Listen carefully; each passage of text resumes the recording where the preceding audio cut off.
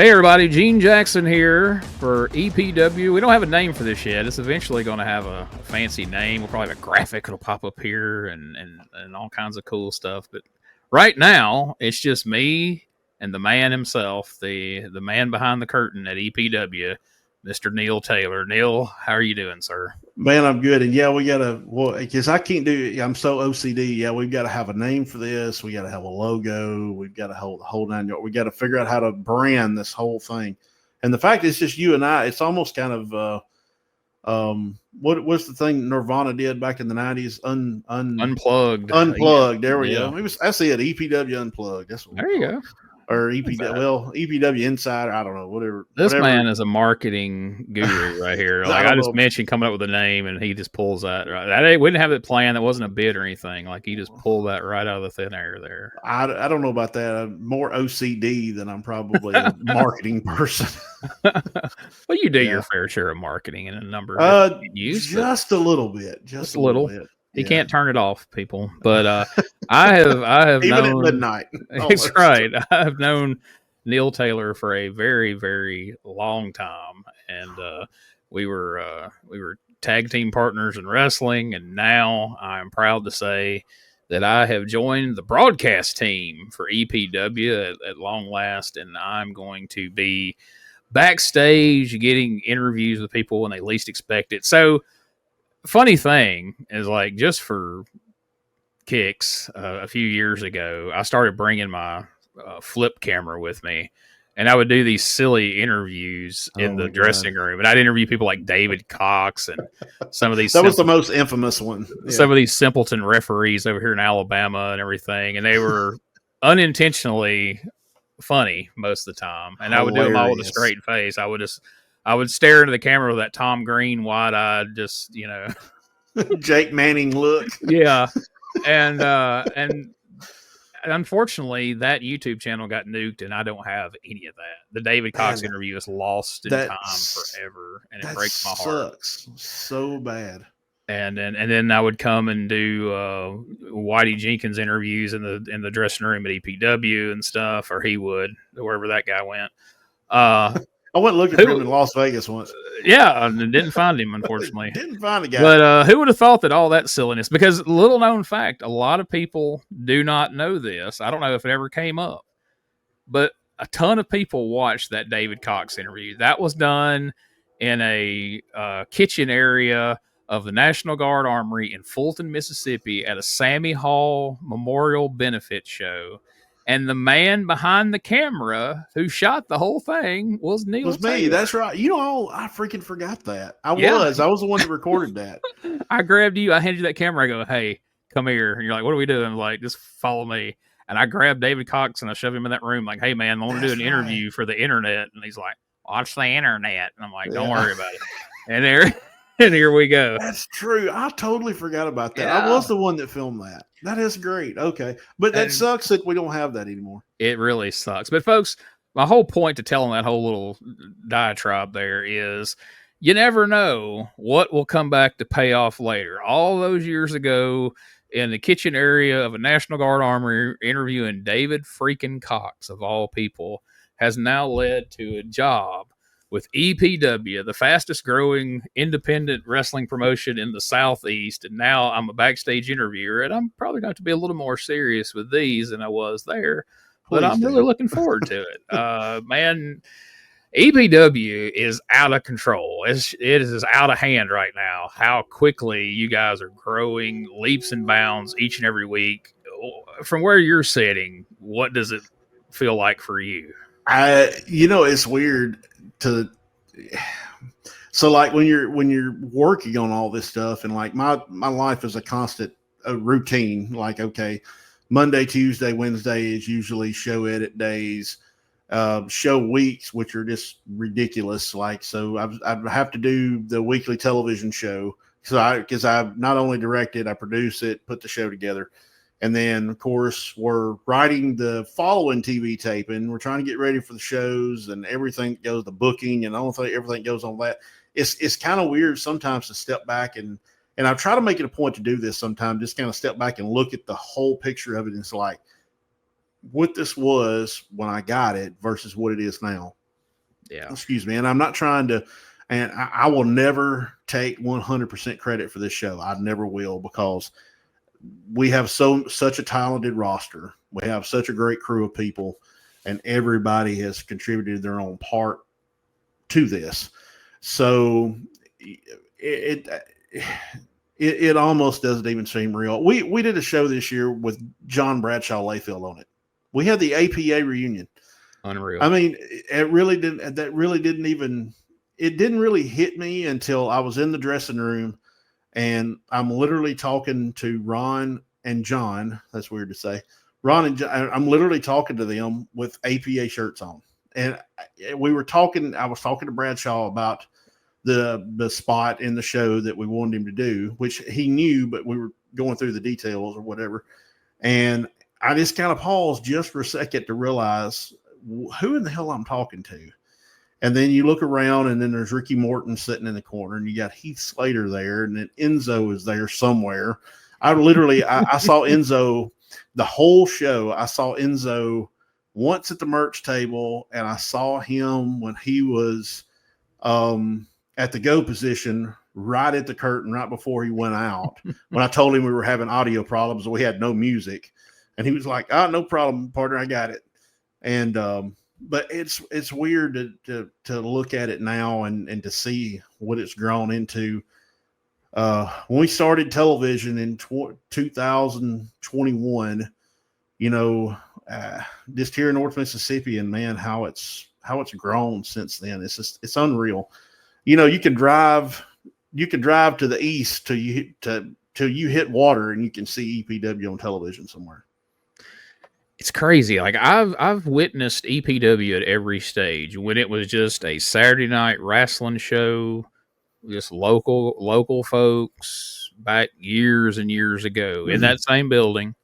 And then I remember you calling me going, "You're not going to believe what I did." I'm like, "What?" And you're like, "I'm fixing to take over EPW." I'm like, "What the fuck's wrong with you? Like, what are you talking about?" Yeah. Why would you want to promote wrestling? Like, I thought you were a smart guy, Neil. I still second guess that every once in a while. I was like, "What am I doing?" And and within however long it was from when you took it over, you guys, hey, we're going to start doing TV, and now here we are. I stood there in the Crossroads Arena in Corinth, looking out across that crowd, like you said, at Ricky Morton and Doug Gilbert in there with your top tag team in the ring, and there's Heath Slater out there wrestling Dorian, and then here comes the APA with APA, like you said, an APA reunion. It wasn't just like, that's not something that happens all the time, folks. I mean, that's a big damn deal, and just sitting there, just looking out at all that, thinking, look at what they've built here. And I know you don't take credit for it yourself, but I mean, you're the driving force behind it. But there's a big team of people that's helped you get there. But man, it's just from where it started to where it is now. And then I mean, you're about to have the 200th episode. That's crazy that you're already 200 episodes into this. It's weird because it seems like we just hit 100. Which is odd, and this will be the first milestone we've had that hasn't had James Storm involved. I don't know how this happened. So on the 100th episode, James Storm was there. On episode 150, James Storm and Tom Latimer, the NWA World Champion, were both there. And so yeah, I don't know. And like I said, that's just part of my OCD. It's like I feel like James should be there somehow this weekend, but he's not. But it's yeah, maybe never know. Anybody can show up at EPW, but it is weird. It's weird to watch just how it's grown legs, and every once in a while it comes up about what if the end of EPW or stepping away from wrestling. I'm like, dude, I'm so deep into it now. I don't know that I could. I don't know how I would. I don't know how I would, other than just going into witness relocation program or something. I don't know. I'm as far into wrestling now as I was when I wrestled, or probably more now than when I did when I wrestled. Probably more. I'm just as busy. I'm just as busy between all the EPW stuff I do. I'm involved with Memphis wrestling, of course, most people know. you know, I lend myself out to a few other side projects. I'm doing a video shoot for Mark Chestnut in a few weeks over in Batesville. Nice. I'm doing some marketing for an Aaron Lewis concert in up in UT Martin that's coming up in either October or November. I can't remember. So just between all the side hustle stuff, I'm busier now than I was when I wrestled. Sometimes I think it would be nice just to grab my bag, go to the show, work my 10 minutes, put my clothes back on, and go home. But here we are. But it's crazy to see how it's grown, and it's like I said, I stay kind of in a tunnel, and I've gotten way off in the weeds. But when you're in the midst of all of it, and it's weird when you're in the tunnel and you're just kind of going through it. Sometimes you don't see the whole picture, and every once in a while it hits me though. I mean, that's good, because it is hard to take that step back and take it all in and be like, hey, look what we've done, because you're doing it. Because I mean, we were talking about before we started recording, you're kind of talking about the whole process of, you know, editing and putting it together, and you send it. It used to be you were sending it to one television station, one show to one television. Now you've got different, you know, people you've got to send it to, 3 hours time, different. Yeah. 3 hours shows, essentially. It's 3 hours worth of work just to distribute our show to people. Yeah. Just to send it out. You are doing personally what usually a team of people has to do anywhere else. And I don't know how long you will be able to continue to keep that going. I have no idea. I remember. I mean, the things you do for Memphis wrestling would be a pretty substantial job for most people, and that's just like a little side thing for you. Yeah, Jerry Jarrett told me that one time. He was at one of the first Memphis tapings in what's now the Russell Center. I still feel weird calling a building the Russell Center, but anyway, Jerry Jarrett was there, and I direct the show, you know, do my thing or whatever, and the show was over. I walked over to him and said, you know, Mr. Jerry, it's good to see you. And he said, working your butt off over there. And I said, well, I'm just, you know, trying to make everything as good as I can. He said, well, you're doing the job of about 3 by yourself. He said, but you're doing a good job. You keep it up. And man, that I will never forget that. For Jerry Jarrett to say that to you, that's a big deal, or it was to me. And he didn't have to say that. So, you know, I don't know. I've always jumped in and just tried to make it happen wherever it was, you know, whether it be EPW or anywhere, you know, if I can help, I will. But, yeah, I don't know how much longer that'll happen either. I don't know. That's high praise, man. When you think about how many hours of TV that man produced throughout his career and lifetime, you know, if anybody knows what it takes to put on, you know, do what you're doing over there, certainly Jerry Jarrett does, and that's cool. I don't know if you've ever shared that before with me, so that's really awesome to hear that, man. Yeah, and I know that playing that role for Memphis has helped you tremendously for EPW, producing your own show and everything, right? I mean, that's well, I've always been style, but yeah, it's daylight and dark. And that's, you know, that's no conversation Dustin and I have never had. But, you know, I've always been interested in video editing and, you know, that type thing, broadcasting, although God knows I've never had a face for TV broadcasting, more of a face for radio. But anyway, I've always kind of been interested in it and how television production works, and especially when it comes to wrestling, because I love wrestling.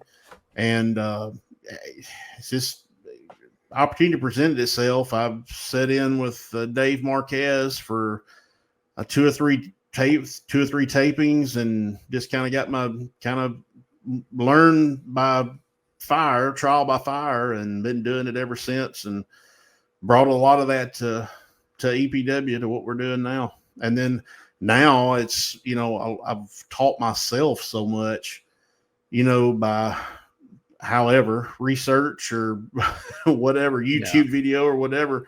And now, you know, I take a lot of the stuff that we do at EPW and apply it in Memphis. And, I don't know. I guess I've kind of become a go-to guy for as far as like AV stuff. The guys from 100 Wrestling, Jamie J and his partner, I can't remember his name, but they're trying to get something going over in Wynn, Arkansas, I think. And they actually drove from Wynn to Booneville at our last television taping, which is probably about 5-hour drive, 4.5, 5-hour drive. They came over just to witness our production and how we put things together. So they sat with me for a little bit. And I mean, I've heard rumblings that they're trying to get something going over there. I don't know, but they came and checked out what we were doing, and they were impressed with it. And I don't know. It ain't no different than working. You learn something different about this stuff all the time. It's a hell of a lot more expensive. I know that, man.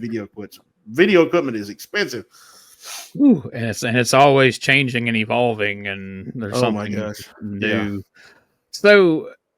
So you start out watching wrestling as a fan, and then eventually you got into the business, and you ring announced, and then you wrestled. Once you get into the point of being a promoter, but then more importantly, producing a television show, it completely changes, I'm sure, how you view all wrestling, past and present. And I'm guessing you probably see it from a completely different perspective as far as what goes into it, how the things on the screen unfold, that people don't have any idea or realize what it takes to make those things all come together the way they do. Very much so. And the hard part of that is trying to relate that to talent, because it's hard to find people. Well, it's not hard to find people that are serious about it. It's hard to find guys that will actually listen to what you have to say at times. And it takes a little bit. You really have to show somebody. So like if somebody does something in the ring, or more importantly, don't do something, and it's just like, look, it's this one little thing. Here's a prime example. So if somebody's choking the other guy in the corner, what would be if Gene, you could come through that screen and choke me and just choke me out? What would be my first response to that? Would I not grab your wrist? Yes, to try to prevent me from choking you. Exactly. Nobody does that. Nobody. And it's a little bit exactly. Everybody's got the car dealership hands, the sock thing, but it's little bitty stuff like that. And you're like, guys, you don't understand how far that goes into making people believe what you're doing. And when you promote wrestling and you try to market wrestling, and you're trying to market other people, and you're trying to give other people other ideas, it's a hard sell a lot of times. And they just, you can tell when it goes in one ear and out the other. Most of the time people will listen, but a lot of times some people are so tied up in their habits, it's hard to break. But you see it totally differently. I did, excuse me, when I really started kind of looking at this whole thing different, and what actually ended up leading to me stopping wrestling in the ring, was I had began making posters for different groups here in the area. So I did some for OWO, and I did some for a group in South Haven and a couple other places. So I remember when I was putting those posters together, it's like, okay, I need to make this to where I would want to go buy a ticket to it. So what can I put on this? So I start putting these guys, the pictures on there, the guys they've got booked. And I just look at it and like, I wouldn't buy a damn ticket to see this shit. Look at this. I mean, look at these people. And then I get to realize, like, well, hell, you look worse than they do. And then I'll never forget, I saw a quote one time by Rip Rogers, and he said, "Would you buy a ticket to see you?" And literally, that's what made me quit wrestling. There ain't no way. Wow. But it's weird because, you look at it from a standpoint but that's how you have to look at it. Would you buy a ticket to see you? But you've got to be real with yourself too. Everybody thinks they're great. Everybody thinks they're great. But you really got to be honest with yourself and say, would you buy a ticket to see you? And making those posters made me look at wrestling completely different. And I do. I'm not comparing myself to Vince McMahon whatsoever in any shape or form. But you always hear these stories about these little bitty weird things that Vince would just pick apart or couldn't stand for guys to do, and all this other things. I get that now. In the beginning, when I wrestled, I didn't get that whatsoever. But you look at it all differently when you're the one promoting it. You're the one trying to market it. You're the one that's trying to help. You're the ones trying to sell tickets to see it. You definitely look at it a lot differently. For sure. And, I said that about how long are you going to be able to keep doing all this yourself, but I know most of it you're going to continue to do because, like you said, not to say that people don't take it seriously or whatever, but no one knows what you want done better than you. And it's a lot of times it's easier to just do things yourself than to try to teach somebody or communicate to somebody exactly how it needs to be done. Because something else, we've talked about recently, you had a show that was X amount of minutes that went out to one station and then it went on YouTube. But now you've got a couple of different places it's going, different lengths of time.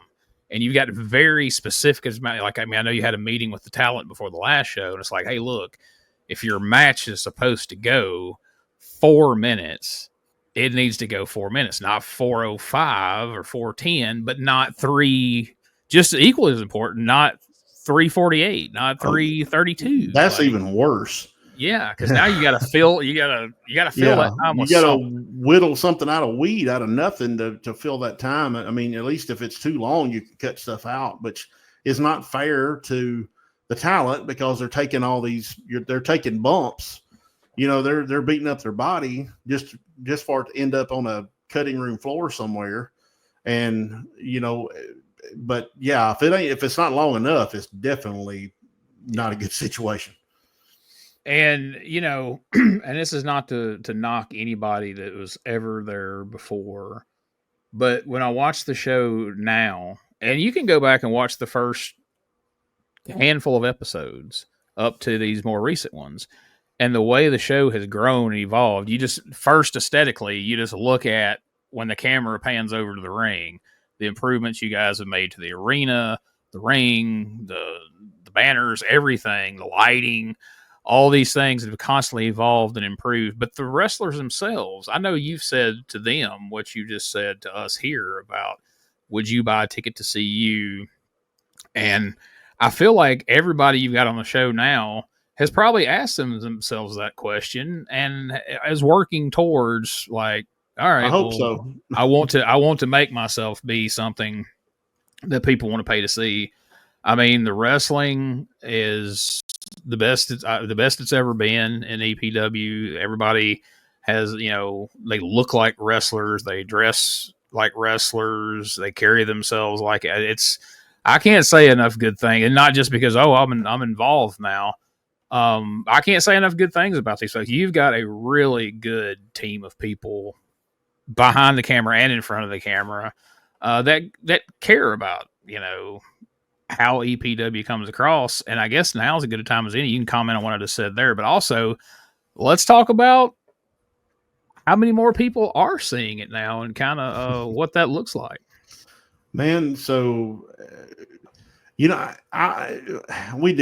an incredible group of talent, and I know that all of them, it's been interesting with everything evolving.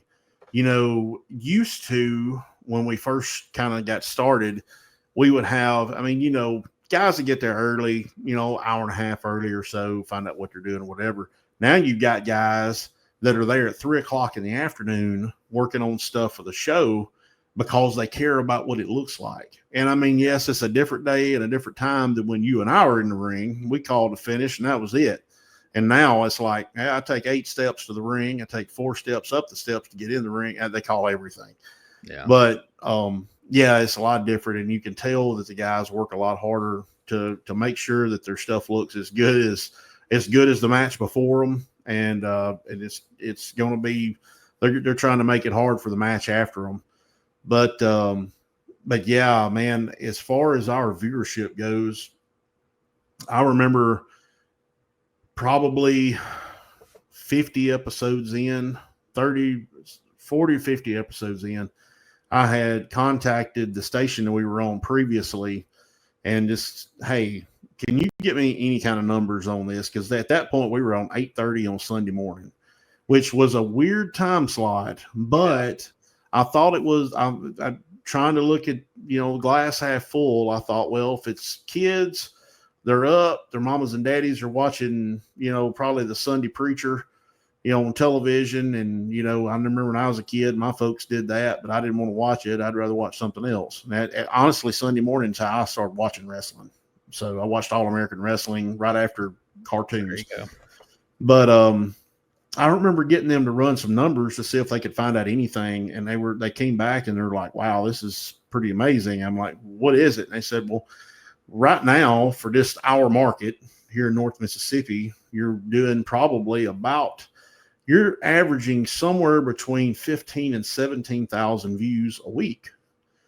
And I'm like, you're kidding me. And they're like, no. She said, you're doing bigger numbers than the show before you and the show after you. I'm like, well, wow, awesome. Okay. Well, there's a place for this then.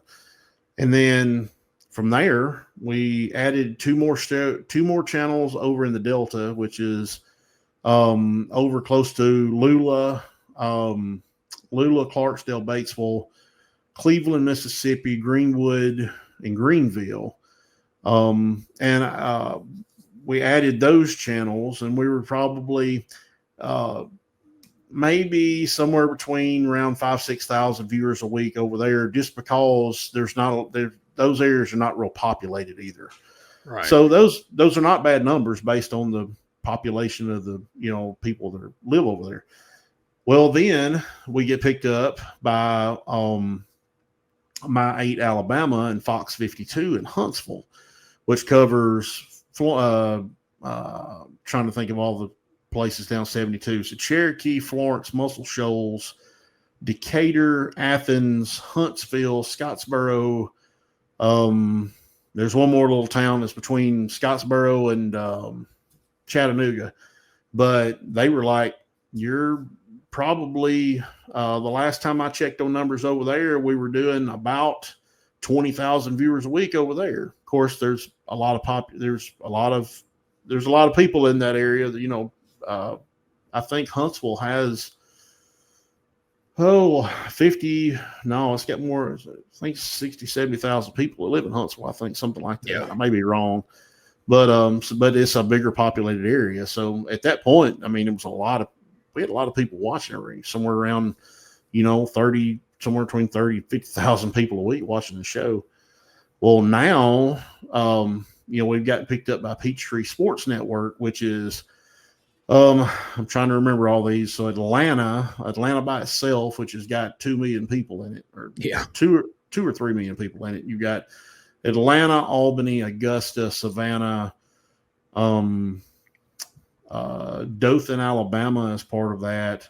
So you got all that territory. And I mean, that's probably 8 million people, 8 or 9 million people across the state of Georgia has access to it. And our second episode aired over there tonight, so who knows what those numbers are. But I'm looking forward to seeing what they are. But more people now are seeing EPW than it ever has. Our YouTube numbers are through the roof. We've done over 1 million views on YouTube. Our Roku channel, which everybody forgets about for some reason, our Roku channel, which is, I have that. That's how I watch EPW. Exactly. Our Roku channel, which, Lord, that thing is its own beast. That's probably the hardest thing that I deal with every week. Really? That damn Roku channel. Yeah, it's boy. Oh, wow. Because the platform, Roku itself just kind of houses everything. So you have to have a place that hosts the images on it. You have to have another thing that hosts the video on it. And if any of it goes awry, then it's all a mess. Uh-huh. So I know I discovered recently, and I've got to work on this. The image, the platform that I was using to host all the thumbnails for it went belly up or something. So a bunch of the episodes I don't think have thumbnails on them now. So I got to go back and fix that mess. But it's the most aggravating. But that app has been downloaded like 5,000 or 6,000 times. Nice. So I mean, and that's just, you know, our channel that we literally have to tell you, search for us on Roku. You have to go to search, put in EPW Wrestling, add the thing, and it's on there. But I mean, 5,000 or 6,000 downloads, I don't think is bad, you know, at all. Not at all. So, our live chats every week. When the new show rolls out, we have people from the UK that chime in. We have people from Canada. We have people all over the United States. It's just incredible to see how many people watch this, and it all comes from one little building in little bitty Boonville, Mississippi. You know, that's the part of it that really blows my mind. Yeah. Yeah, I mean, that's what I mean. You know, when you said 5,000 doesn't sound, sounds pretty good. Like, well, yeah, hell, you're talking about an independent wrestling show based out of Boonville, Mississippi, that's been there for years. The longest running weekly wrestling show in North Mississippi, probably in I don't know if I'll say the whole Southeast, because there's a few out there. Mickey Henry's been running since dinosaurs. Yeah, since Jesus was in short pants, as they used to say on The Sopranos or whatever. But I to won't think remember that 5,000 people have downloaded that app of that show is incredible. And then, like you said, just getting on Atlanta alone on that Peachtree Network's freaking because amazing. Peachtree is owned by Gray Media, and Gray Media is one of the largest broadcast companies in the country. So they also host all the Atlanta Braves games, the Hawks games, the Gwinnett Stripers, which is the minor league team for the Braves, which is where Tony Schiavone used to broadcast for. Right. And there's 2 or 3 more sports teams in Atlanta, and we're right there in the middle of them. So yeah, it's incredible. Incredible to think that we're there. Yeah, and when you think of how many independent wrestling promotions exist out there, and how many are throwing stuff up on YouTube and trying to have TV and everything, the fact that you've got more coverage than anybody in the South, at least, but I dare say you're probably, with some other things you've got cooking that we can't talk about yet, eventually you guys have some of the most coverage of any independent promotion that isn't on like national cable or so it's an exciting time to be an EPW fan. And here on this show, we're going to talk about the current goings on. We're going to have different wrestlers on at different times. We're going to talk about all the different people who have passed through those doors, because man, in that amount of time, there's been some pretty big stars in the professional wrestling world that have come to. You know what? I'm going to say this, Gene, and I'm the right people see this, I may get a little heat off of it, but I don't care. I get frustrated sometimes because it doesn't seem like EPW gets the respect that it deserves because of what we've built. Because look, we have our show generates new material every week. We're a new show every week. It's not repackaged. It's not rehashed stuff from 10, 15 years ago. Not that there's anything wrong with that, but I'm just saying we put out new content every single week. We're not building off the lineage or something that's been around for 60 years. We're not any of that. Literally, EPW was a small independent wrestling show on the side of the road on Highway 45 in Boonville, Mississippi. And this is what we have all built it into. We didn't have any of that. And I don't think I get frustrated with it sometimes because I really don't think it gets the respect it deserves. And I've heard some of the talent say the same thing. So I don't know. I think I've made an honest attempt to, I've always tried to be real humble about stuff, but I've gotten to where I'm not really as humble as I was because we work our ass off on this thing. Yeah, we do. And just because we're not based out of a major metropolitan area, or I've got, a closet full of footage of people that are now stars that were working somewhere else back when, that I can just air, because we weren't built off that. Yeah. It seems like we don't get the respect we deserve, but I think, hey, we're taking it as far as I'm concerned. So, but yeah, man, it's crazy to see what it's come from, what it's turned into, where we're going. And we're going to talk about all that because I'm ready to talk about it. Yeah, there's so much to talk about, and we're going to do it. And it's that's something that's always impressed me, is the fact that I get that, I see that, the not necessarily getting the respect you guys deserve for what you've done, but what you've done with that is, you don't go live on Facebook twice a week and bitch about it and cry and knock other promotions and drag everybody else down and say you're better than them. You guys have just quietly continued to improve your product, put those shows out consistently, like you said, every week, up to 200 episodes now, and you've proven yourselves. And that's, to me, that's what it really takes. Yeah, I mean, you could go stir up a bunch of shit and cause a lot of controversy, as some people do, and it'll get you some attention. But the proof is in the pudding. If somebody can turn on your show and it's a solid show week in and week out, that means more than Man, I've wanted to.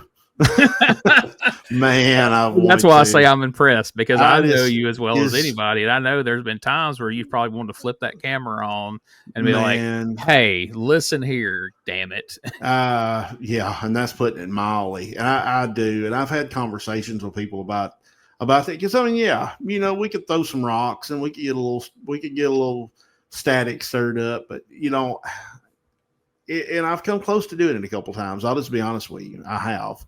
But I just, I don't. At the end of the day, what do you win? You don't. Exactly. You feel better. You vent. You get something off your chest, but it doesn't do anything. So I've got a group of people that I can vent to about stuff on this show. You're one of them. There's a couple other people, that whether they agree with me or not, they just nod their head, make me feel better. Yeah. But I've just always been, I don't want to do that to our talent. I don't want to, something I say rub off on some of their work and maybe cause them problems along the way. But, I don't know where I was even going with this line or with this whole thought. But it's the proof's in the pudding. We put out new content every single week. We're in front of as many or more people than some of the major promotions are anywhere. I mean, realistically, in a world that seems to be judged now by how big your YouTube channel is, we're on more. We're on in front of more people than that, and that's literally people that have to sit down in a chair, seek us out at 7:00 on a Thursday night or 11:00 on a Saturday morning, that are looking for our product. Not that they're not on a video on demand. Oh, we're on Title Match Network too. I forget all about those guys. We send the show to them every week. But it's people that seek us out. It's not, YouTube's handy. I mean, Lord knows you've got plenty of content on YouTube these days, with the 517 podcasts you have going. But yeah, I just it's we've built something, and we've built something huge into something small, and man, I enjoy talking about it. As you should, and this is going to be a forum for you to do that. So, folks, spread the word. If you're one of those people that make it a point, because I think that in 2025, that says a hell of a lot for you to have a program of any type, whether it's a wrestling show or whatever it is, for you to have a program that somebody thinks enough of to sit down at a particular time of the day of the week to watch your show. It says a lot, because most people have just become accustomed. Like, I can watch whatever I want whenever I want. I'll find it. It's streaming. It's somewhere. I'll find it. So that there's those kind of numbers of people who are sitting down and watching it at a certain time on a certain day. it says a lot about the quality of the show and the fan base you've built. And man, that's so cool too, man. Like show in Boonville, Mississippi, there's people in the UK. Like, I mean, I get on those live things and just watch a lot of times and just see the interaction and see some of those people. And it's like, man, when you first sat down and started booking those shows in Boonville, did you think somebody on the other side of the planet, would be watching it and then seeking out your live chat and chiming in about it and different things? That's really cool. I sure did hope so. To grow. You sure hope so, but Yeah. you just think, well, I had no idea. Are they even going to get it really? Or are they going to be? So you're all that work you're putting in, because it's something you kind of gloss over as you say it there, but you say you're putting out, what had been 30 minutes of new content a week. Now you're putting out an hour basically. A lot goes into that. And for everything that people see on their TV screen or their computer screen or their phone or whatever they watch this on, every bit of that makes this TV, there was time spent somewhere coming up with something that didn't make it to the TV, of ideas that either don't get used or they get pushed aside for later. A lot goes in creatively into putting on a weekly television show, be it wrestling or otherwise, but especially wrestling, because you have to write the story and then you've got to get people to get in there and physically make those things. You got to communicate that to someone enough for them to understand it, and then physically get in a wrestling ring, put their lives at stake in some ways to go out there and make your vision, you and the people who help you book this show, bring your vision to life and do it week in and week out, every single week of every single year since you started doing it. And that takes a lot of talent to do. The hardest thing you can do is to try to capture somebody else's vision and show it. I learned that. I learned that in Memphis. It's easy for me to do that down here because it's my vision. But yeah, it's hard to present somebody else's vision sometimes. And then for talent, it's hard to go out there and act it out a lot. But we got a good group, and man, they knock it out of the park all the time. They certainly do. Well, folks, we appreciate you joining us here for this inaugural episode of what may be EPW Unplugged, or it may be something else whenever Neil makes the graphic and decides to name this. But whatever we're going to call it, we've got a lot of good stuff coming up. We hope you spread the word, tell your friends, and make sure they join YouTube Premium, because they're going to get some things on here they're not going to get anywhere else. And I think it's worthwhile. You're going to get some stories and some behind the scenes information. There's some stories that I've been wanting to hear about. You get all these names coming in, you get all these bookings, and some don't always work out. Oh, my Lord. I'm going to be grilling Neil about all these fun stories that he's already built up over the last few years and continue to. So make sure you join us each and every time a new episode drops. Anything else before we wrap it up? Man, that's it. I'm excited. I'm excited for this. I just enjoy talking wrestling. I enjoy talking EPW especially, but I enjoy talking wrestling. And we're going to tell some fun stories. I've got a few. Especially Lord, the Crossroads Clash. I could tell that's probably 3 episodes in itself. But anyway, it's been a fun one so far, Gene. And you're not giving yourself the flowers that you deserve. So you're the host of the Retro Wrestling Review Podcast for the USWA, which is, oh my God, I can't imagine going through that. You're the co-author of the Hot Stuff Eddie Gilbert book, which is in many houses is cubed ice right now, and the other 700 podcasts. Yeah, I got a weekly podcast with Doug Gilbert and Tommy Rich, Dangerous Conversation. Yes, how can I forget that? That thing is incredible. I love it. That's a lot of fun, man. Those guys enjoy doing that show. They've got tons of great stories. We're We'll talk to, about that. We'll talk yeah, about that. Yeah, we're we'll start almost to wrestling. 50 episodes now. So, That's awesome.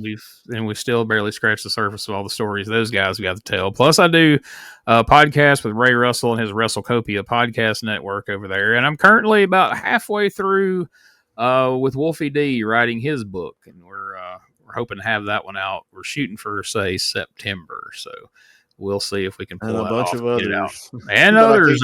I can't There's say. a whole backlog of other books that are in the works that hopefully we get. And I'm getting people approaching me daily with, "Hey, you want to do a book?" And I'm like, "I'd love to, but I got like 7 others." And By the way, we need to talk about something as soon as we get done.